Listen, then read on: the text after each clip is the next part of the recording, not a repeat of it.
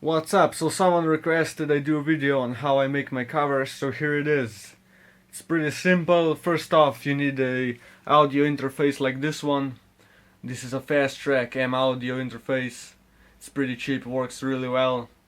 If you're buying an interface, please buy something of a decent brand. Check it out on the internet first, because some of the cheaper ones are really bad. They have a lot of noise or they don't even work properly, so also, if you have a modeling amp like this one that I have, it's a Fender Mustang 2, you can already use the USB to record directly from your amp, but I like to use the interface because it's slightly better than this amp. So this is where I place my phone for recording. I made this little wooden stand for the phone. It's pretty cheap to make your own, so you can just use a box, cut a hole and place it in there. You can also buy some stands, but you can make it a lot cheaper at home then. So this is my old phone. I place it so it can record everything in that area. That's pretty much it. That's all the preparation now after recording. Okay, so this is Reaper. I use this to put together the song and the guitar that I record. So first up I go into the options menu and I set up the Fast Track as the inputs. Then I add a new track and I make it so it's recording. You need to press these two. The next I go into FX. First I'm going to show you how you can do this with the free plugins. You can get the Tube Screamer and the JCM 900 plugins for free. So first I put the Tube Screamer, add some gain, some tone. Then on the JCM 900 I put it on channel B. I add a bit more drive.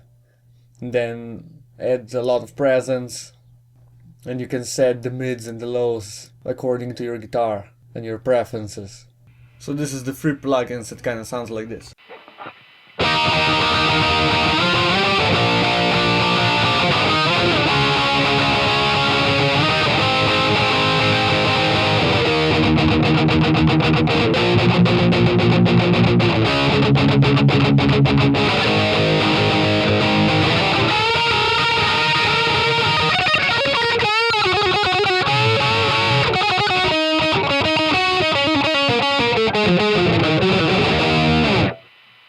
Okay, so this is how I do it.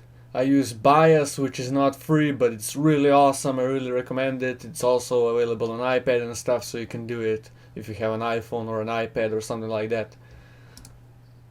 So basically, I made a few presets before. This one's pretty good.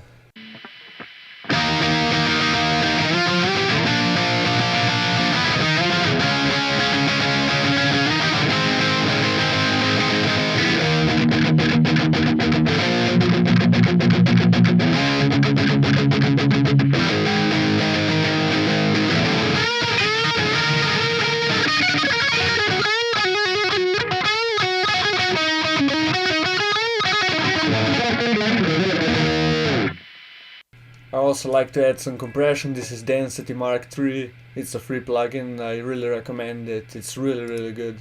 I just put in the amp compression, add some drive to it, and it sounds pretty good.